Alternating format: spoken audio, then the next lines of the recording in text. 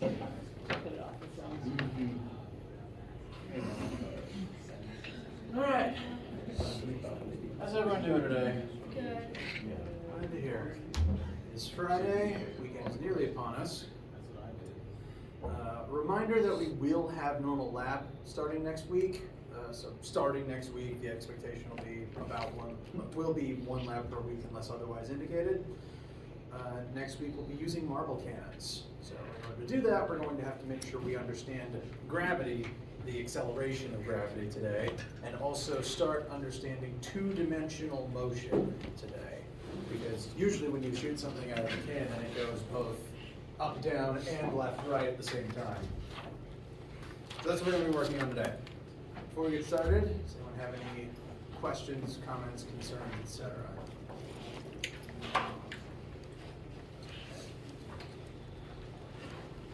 All right. Let's see. Last time we left off doing some motion practice questions, and we began discussing the notion of vectors. Now, every formula in this class, every variable that could even go in a formula, whenever we talk about a new variable and a new measurement, I will make sure to explain to you exactly what it is, what it means, what letter it gets shortened to in the formulas, and what unit we measure it in. But something else I will also tell you is whether or not that concept is a vector or not. And in physics, we care about whether something is a vector because direction is very important in physics. In physics, we study the universe. We want as much data as possible about what's happening around us so that we can make the best assumptions, do the best math we can with that information. If we're missing information, we can't do math and can't draw very good conclusions. And so if something can have a direction, we want to know what that direction is so that it can help our logic. This column of things here, labeled under vector quantities, are all things that can have a direction. The first three we've been talking about, displacement, velocity, and acceleration, they all specifically point in a direction while they are happening. Displacement is how far is something from one point, but also in a direction. If this is your starting point, and this is where you wound up, so start to finish, we can not only measure how far you've walked, but also in what direction you've walked. Because say you're on a hiking trail and you tell someone, oh, I went 5 miles, if you don't tell them what direction, they could end up anywhere. So direction matters for displacement. Also matters for velocity. You want to know what direction you're driving in, typically. And acceleration is an interesting one. It is, in fact, a vector. And in this class, we're going to try to stick to the geometric system you're probably most used to, the idea that if you were to draw things on the XY coordinate plane, to the right is the positive x-axis and up is the positive y-axis. Acceleration is a vector. It does have a direction because when you are moving forward, say moving positive x and speeding up, your velocity is becoming even more strongly pointing in the positive x. The velocity grows in this direction. It's becoming a bigger positive number. Whereas if you're slowing down, that is accelerating backwards. Your velocity is becoming more negative than it already was. So if this is positive x, backwards would be negative x. So a positive acceleration implies that something is getting faster in whatever direction is positive. So if you're accelerating in the positive x, you're getting faster this way. You were already heading this way, and then you're speeding up. One of the most common accelerations that we are going to deal with in this class is that of gravity. And on all planets, to my knowledge, gravity points down. The gravity you experience from whatever planet you're standing on points down. Now, gravity does cause acceleration, and so I mentioned last time, this number you're going to see pretty commonly. negative 9.8 meters per second squared. Because on planet Earth, this is the rate at which objects fall. If an object is falling, it is accelerating at this particular rate because of gravity. And since it is an acceleration, the direction matters, and that's why we put negative on it, specifically because you accelerate in this direction. Negative y. Does not mean you're slowing down, it means you're speeding up this way. All right so far?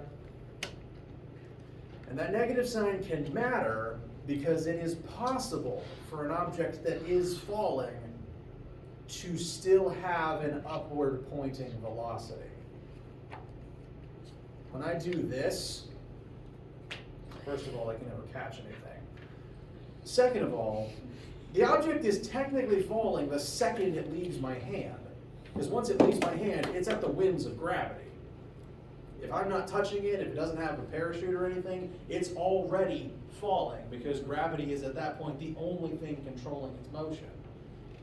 And so the second it leaves my hand, its velocity still points up, and that's why it rises for a second, but it's accelerating down. Note that it slows down until it stops for a second, and then it moves downwards. Direction's important, and it's possible to have a velocity that points one way and acceleration that points the other. Typically it means you're slowing down and may eventually turn around. And this is what we're going to be exploring as we continue talking about gravity today and in the coming week. So when something's a vector, I'm going to make sure you know that it's a vector and make sure that you have it in your notes, and I explain why it's important to the math. If it also helps you remember it, this reference becomes more dated every semester I bring it up. Despicable Me 1. What was the villain's name? Vector. Vector. And he committed crime with both magnitude and direction. That scene will now be stuck in your head all semester.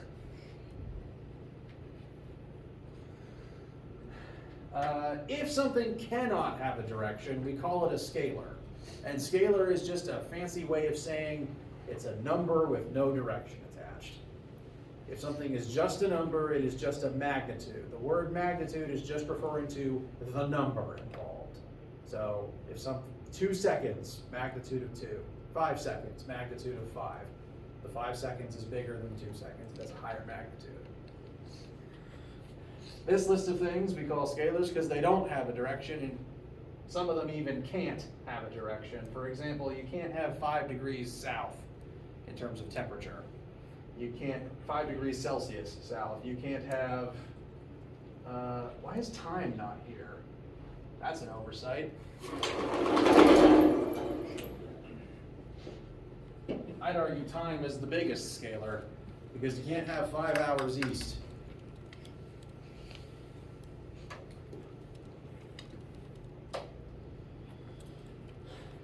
So, when I say the word scalar, that means it doesn't have a direction, it's just a number. It can still have a unit, like time has seconds, but no direction.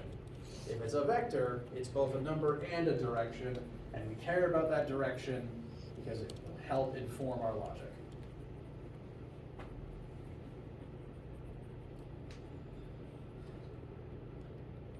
Now, I mentioned that gravity is a pretty good example of why we care about direction, because gravity always points this way no matter what else you're doing, whatever else direction you're moving in.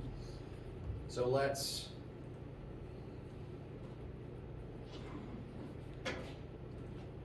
look at a gravity example.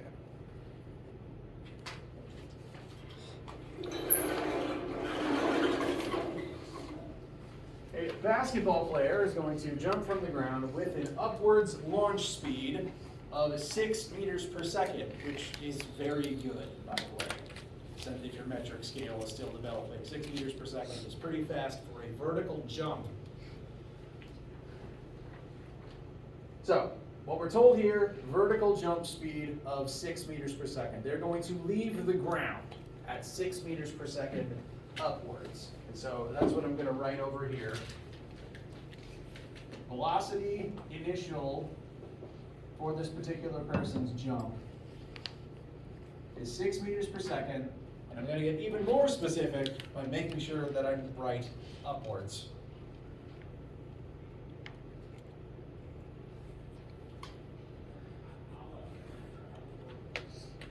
And that's technically the only number that's in the original description here. However, we can pull a couple other assumptions that will help us here. The thing about gravity is, and I mentioned this a second ago, the second anything is moving through the air and does not have any form of thing keeping it in the air, that could include a rope for a yo-yo, a glider, parachute, jetpack, wings, thrusters. If there's nothing like that, if the object is just moving through the air under its own power, under nothing but the control of gravity, it's technically already falling. We consider the state of free fall.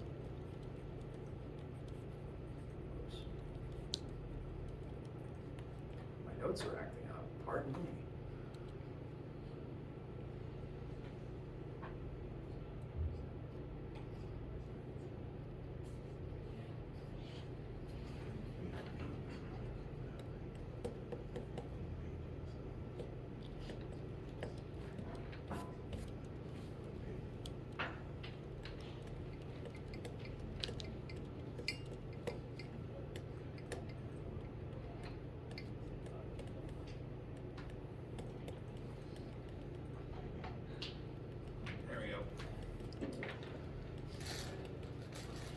We consider anything, object, person, anything made of matter that is subject to the laws of gravity, we consider it to be in the state of free fall the moment gravity is the only force acting on it. So once this marker leaves my hand, it is subject only to gravity, therefore it's already in free fall.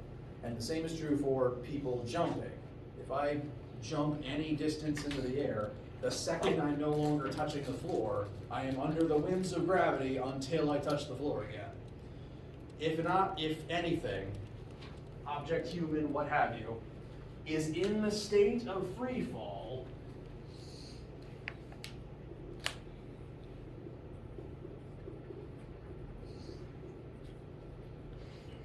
it is automatically guaranteed to be accelerating down at the rate of gravity.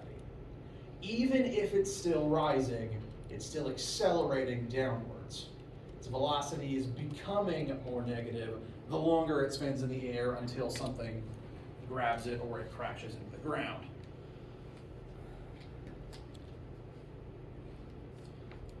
So the assumption that we can then make, we'll come back to this slide. There's more information here than we need for just this example.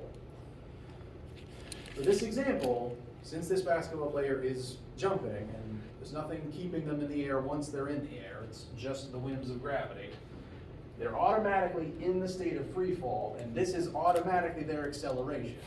And that is true for any example that takes place on Earth.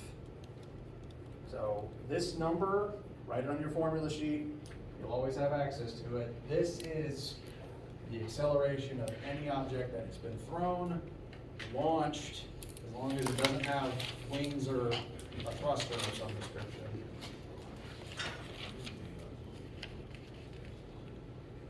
So we know two things about this person's motion. And we've been asked, one, how much time do they spend in the air?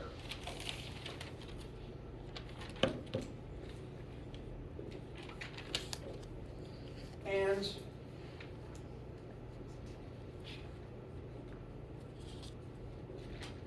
what is the maximum height they reach in the air?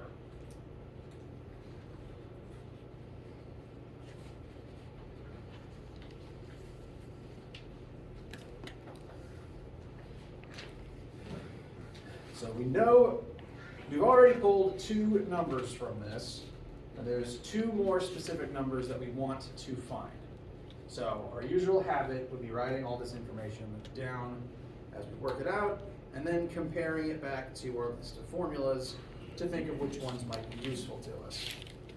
So, the things we're looking for include time and maximum jump height, which I'm going to call delta y maximum. I would say this specific moment is when we've reached max height before we come back down. So the change in height from start to finish at that moment. Which formulas look useful, potentially useful to us right now? Third one? Third one, yes. Third one is very useful to us. Here we have change in displacement, which could be x or y, equal to initial velocity times time plus 1/2 times acceleration times time squared. Now, this does describe what is happening to this person as they move through the air. As they displace upwards, they will be accelerating. This means that from start to finish, they're going to slow down until they reach this apex height. You can see this when I just toss the marker into the air. I want you to pay attention to the moment it reaches its highest point. Notice what it was its velocity at that highest point for that very split second. 0. Exactly. For a brief moment, you'd have to pause time to get it exactly right. The marker stops and it just hangs there at a velocity of 0. This is proof that it's slowing down until it turns around. And so the player does accelerate. Their initial velocity is upward. It slows down to 0, and then it turns around to become more negative as they approach the floor again. So this formula does very well describe what's happening here. And we can use it to help us find time. Now, there's one more assumption we're going to have to make to be able to do that. I'm going to rewrite the formula here.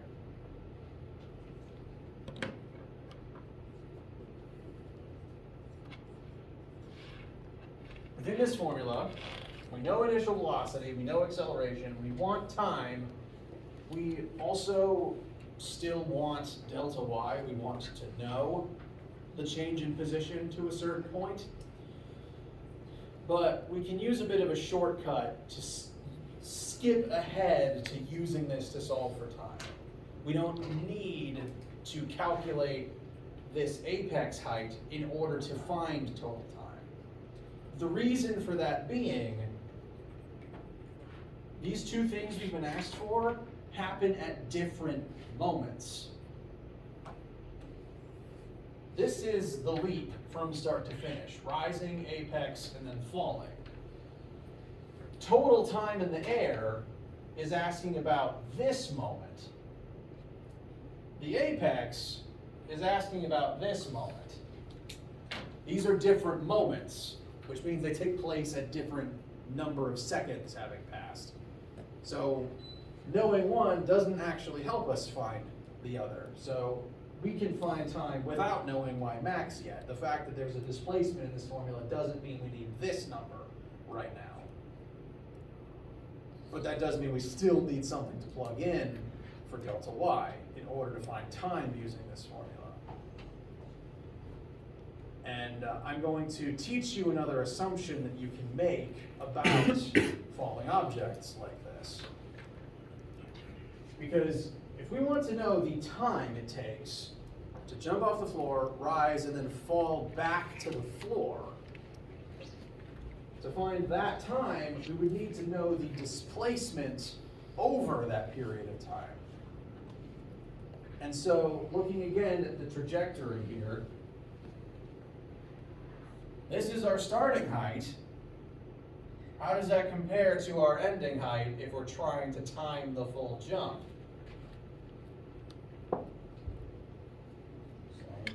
It's the same. If you're timing the time it takes to start at the floor and then come back to the floor, that displacement is 0 because you're back where you started in terms of height only. You start at the floor, and then end back at the same height, your displacement in the y-axis is 0 over that entire length of time. This would be like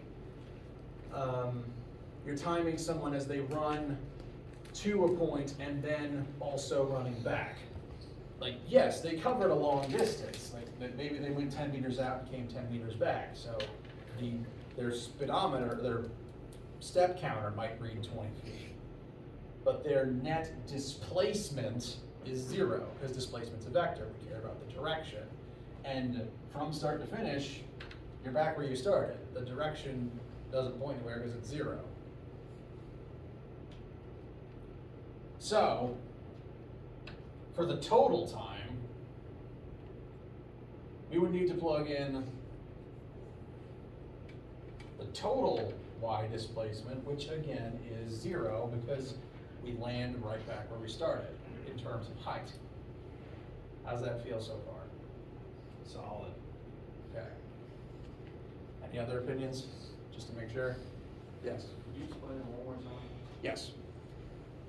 So if you're if we want to calculate the time it takes to jump from the ground up and back down again, that is the time it takes to go from the floor back to the floor.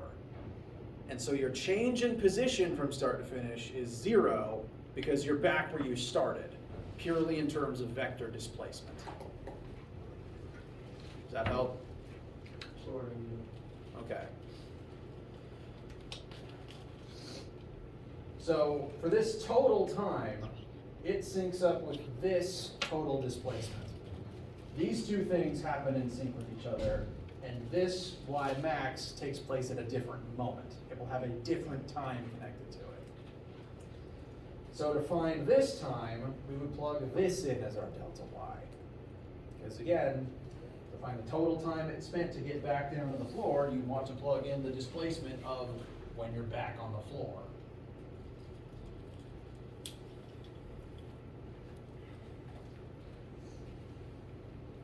So to actually solve for time,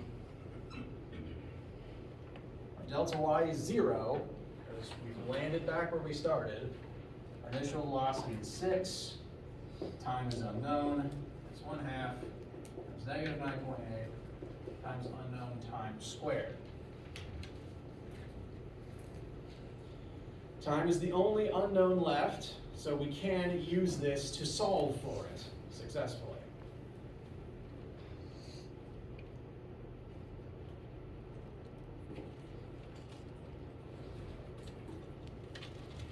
Now, there is a trick to this, because note that there's a t in 2 places.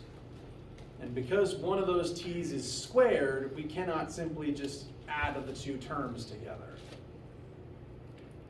Ordinarily, this could require the use of the quadratic equation to figure out, which, depending on how much math you've had, you may or may not remember it, and you may or may not hate it if you remember it. The good news is we can actually skip that step today, specifically because the entire left side is a 0 right now.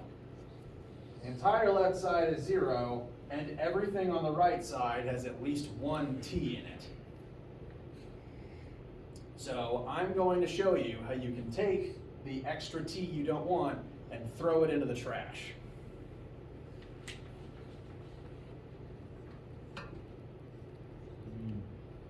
We're going to divide both sides by t. Now, what effect will that ultimately have on the left? Nothing. Nothing. 0 divided by anything is still 0. So that does not change the 0 on the left. On the right, I'm going to try to separate this one piece at a time. Dividing the whole thing by t can be rewritten as dividing each piece separately by t. So I'll do 6t over t plus 1/2 times negative 9.8, negative's important, times t squared, also over t.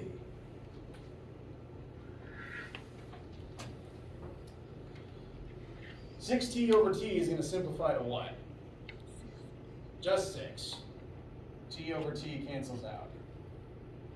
Furthermore, 1/2 times 9.8 times t squared over t, what's going to happen to this pair?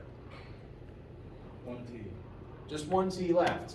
T squared divided by t is just 1t left in the numerator. So I'm going to rewrite this after having removed the t's that cancel. 0 equals just 6 plus 1/2 times negative 9.8 times just t. We escaped the quadratic by utilizing 0 to our advantage.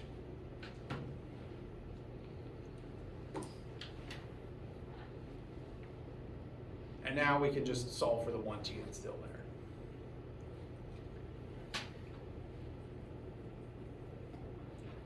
How did that trick feel? Did that make algebraic sense at the very least? That's what I want to know. Yes. No one's frowning at least. All right, so we're going to try to get t equals. I'm going to subtract 6 from both sides. That's going to give us -6 equals. I'm also going to combine the 1/2 and the negative 9.8 into negative 4.9 times t. Divide both sides by negative 4.9, and you should get t equals 1 point something. 2. Thank you.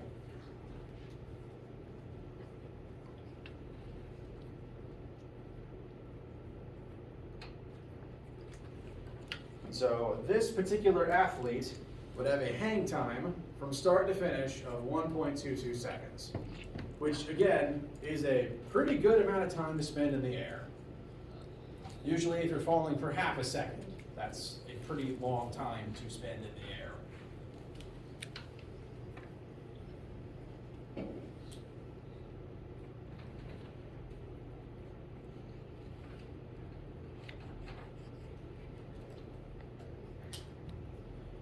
How do we feel about finding this time?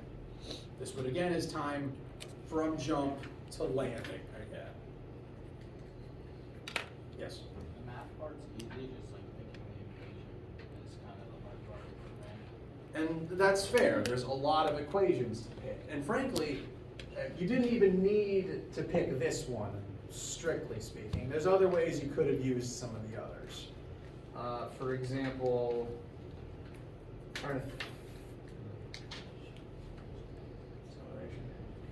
you could utilize 2 or 4 if you knew the final velocity, which I can't actually teach you an assumption you can make about that.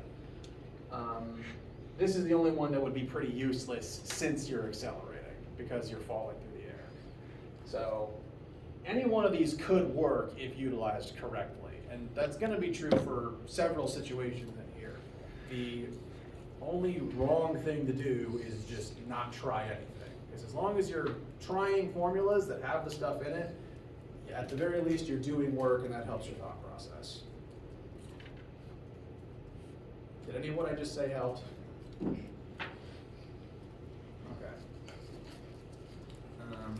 And you know, that's going to be one of the things I'm teaching you, is when each formula is useful, what types of problems you're going to want to use what formulas for. So that's a skill. It's a skill you're going to learn. So we've determined the hang time, the time spent in the air. Now the other question is, what is the height that this person jumps to? And unfortunately, that does not happen at this time. This time that we found is not the time that this event occurs at. Because this event happens here, this event happens here. So finding this time does not immediately help us get to this. This means we're going to have to analyze the situation and make another assumption that will allow us to get here.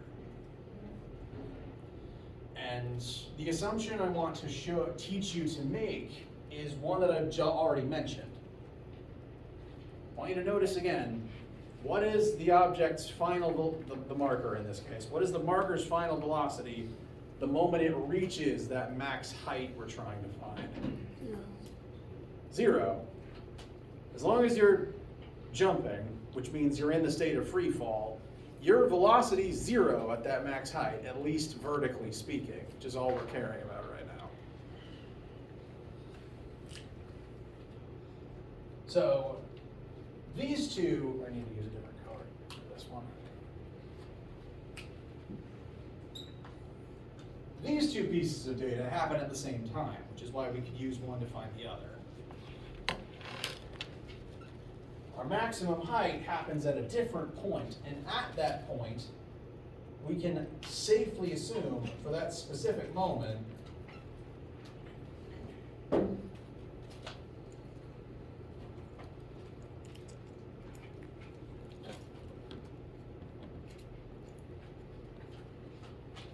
so my notation here might be a little confusing. I'm just trying to be as specific as possible. This is velocity final at height max. Velocity final at height max. At the moment we care about to find the max height, this is the final velocity. So we can use this assumption in conjunction with the two that are true for the whole problem to find this number. So we've done the first part. These two things are done. We can't use them to find this number. So now, to find this number, the variables we have access to are velocity initial, velocity final, acceleration, and we want to know the displacement to that max height at the moment this is our final velocity. So, and then my work is a little scattered, so I'm going to remake the list.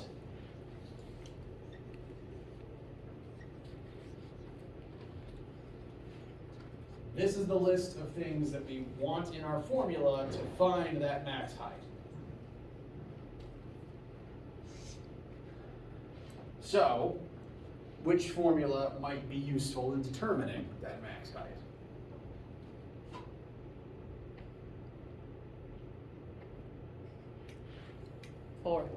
Four. Very good guess. Not guess, educated decision. Yes, here we have final velocity squared equals initial velocity squared plus 2 times acceleration times displacement. This isn't x or y because it's, whoever wrote it made it axis generic. But yes, we can use 4 here because that matches the list of things that we know about that moment in time.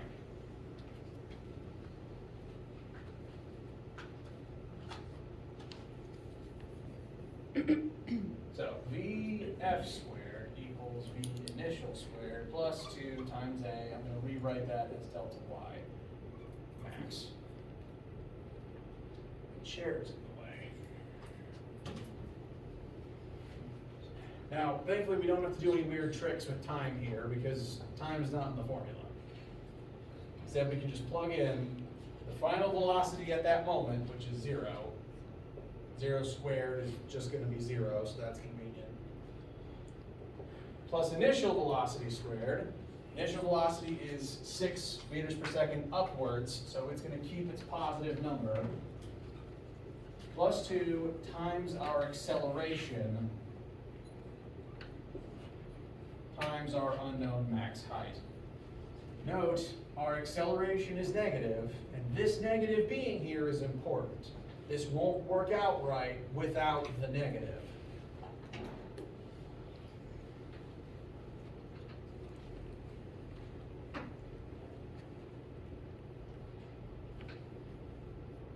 Once again, the direction matters. Even if they're different variables, you still want to know what direction in the axis the variable points in, up or down. Yes? What did you say the negative 9.8 was again? That is the acceleration. Okay. That is the acceleration of free fall for this person as they are technically in free fall through the air, even as they rise. Okay. Rising does not preclude falling, as it turns out. So, I'm going to try to simplify this one line at a time. 0 squared is 0, thankfully. 6 squared is 36, plus 2 times negative 9.8 times delta y max. I'm going to turn that into plus negative 19.6 delta y max. So just multiplying negative 9.8 by 2, since it's negative, this is now basically subtraction.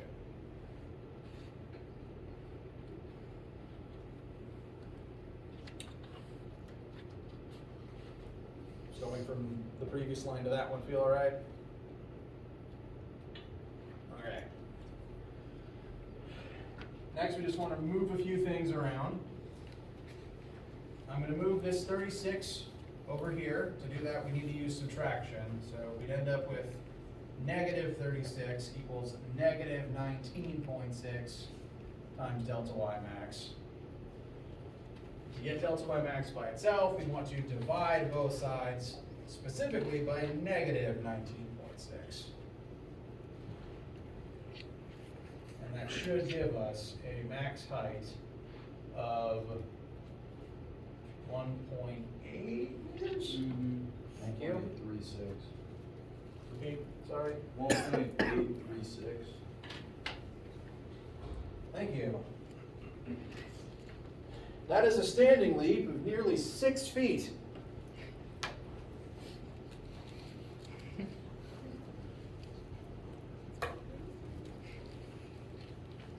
Can we see your standing leap? You can. It's not very impressive.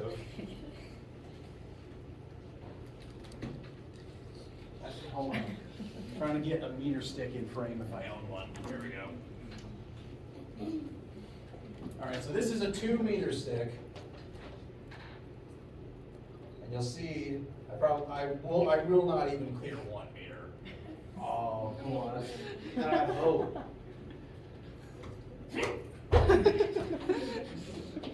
Oh, solid. Thank So you. this guy that jumped like his feet almost to the top of that? Yes. Almost. Crazy. This person would come to about here. So realistic.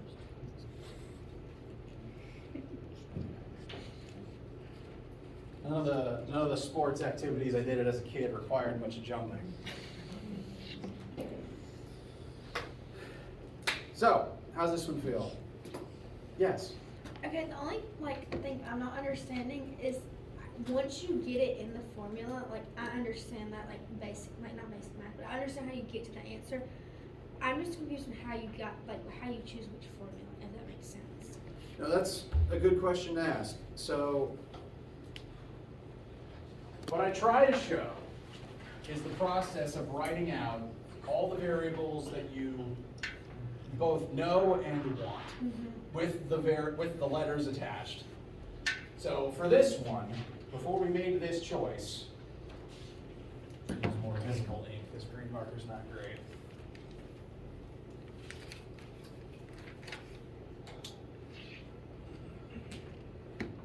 In our attempts to find y max, I wrote down that we knew initial velocity, the speed that you jump from the floor at, acceleration, because while you're jumping, after you leave the ground, you're in free fall, you are accelerating at a known rate. We want to know delta y. I'm calling it specifically delta y max to distinguish it from an earlier delta y we used for a different moment in time, but it's still delta y. You look for delta y or displacement in your formulas. And to help us get that, we were able to make the assumption that the final velocity at the point we cared about was 0, because once you hit your max height, you stop for a second. So these are the 4 things that we know 3 things, and we want this 4th thing. Once you write all this out, you should then compare it to your formula sheet. Okay. And admittedly, there is a bit of a puzzle process to this, because you do have to understand the basics of what each formula is for, because sometimes the letters might be there, there might be an extra letter you've never seen before, you might assume you know what it is, but if you haven't learned about the formula yet, you don't know what it's used for, you probably shouldn't touch it yet. On this list though, these all relate to motion, And this fourth one has all four of those letters we wrote down in it, given that D can stand for displacement in either the X or the Y axis. So D, X, and Y are all substitutes for each other. Did that help? That did, yes. Okay. There is kind of a puzzle element to these, I'll admit. So if you don't like puzzles, I will help.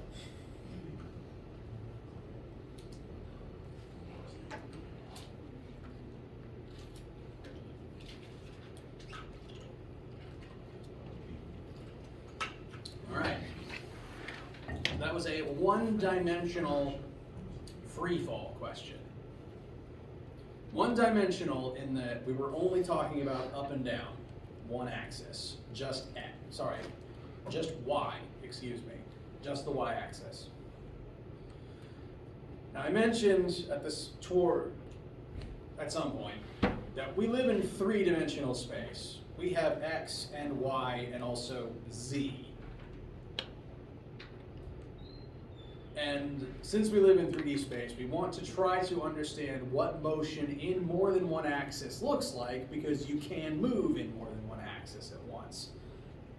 The example I made earlier is if I throw the marker like this, it not only moves up and down, but it also moves to your right at the same time. That would be an example of two-dimensional motion, because it's moving in the x-axis and the y-axis simultaneously. The math we just did is 1D. And 1D math is useful because each axis exists separately from each other. So as we start exploring two-dimensional math, I want to go into it telling you guys up front that each axis, x versus y, exists separately and is calculated separately. So 2D math shouldn't be thought of as, oh, I need to mix these two axes together at once somehow. That's not it. 2D math is done by doing 1D math twice. And you've been doing 1D math. All the math you've done so far is one-dimensional in nature. So it's not different math, it's just more math. And you can already do math.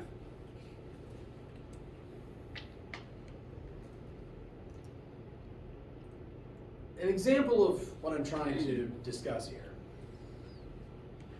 Here we have the classic case of two objects being dropped in unison. You've probably done a couple experiments about this, such as dropping objects of different mass and confirming that they strike the ground at the same time. If you haven't done that experiment in a while, I will point out that different objects of different mass do still hit the ground at the same time, barring some specific exceptions. I'm trying to find something heavy that I don't mind dropping, but I don't want to drop my water bottle. Ah, do I have one? There we go. That'll do. Staples are very light. Definitely, oh well, that's actually pretty close. Nuts. I don't have like a grapefruit or anything. But no matter what an object's mass, they still accelerate at the same rate towards the ground. You probably heard about Galileo or somebody dropping something off the Leaning Tower. Every object accelerates at negative 9.8 meters per second squared, regardless of mass. And they also do that regardless of if they're moving in the x-axis or not. Because motion in the two different axes exists separately. What we have here is kind of freeze frame by frame video of two marbles being dropped simultaneously. One of them, the red one, is just being dropped vertically, whereas the yellow one is being launched sideways.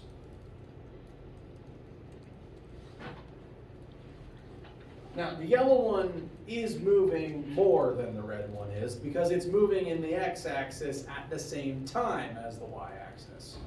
But notice, the yellow marble's y-axis motion isn't any different than the red ones. The point of these lines is to help you keep track of the fact that every single frame of video that passes, the two marbles keep pace with each other. The fact that the yellow one is moving sideways at the same time has no effect on what it's doing vertically, as long as it's in the state of free fall. So the yellow marble is undergoing 2D motion, which means that it does have some X variables you need to keep track of, but those X variables don't affect the Y variables. They exist separately. And if you don't believe me, this one I can replicate, two virtually identical markers. I'm going to drop the red one and flick the green one.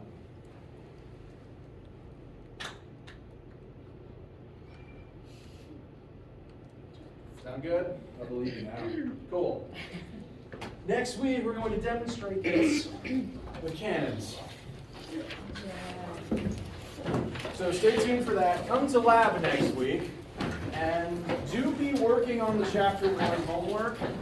And I'm not saying finish it. I'm just saying open it up, look at it, give it a shot. You don't have to have it done yet. And let me know if you have any questions over the weekend. But more importantly, have a good weekend. Thank you as well. Thank you. I appreciate that. I've thrown markers all over the place.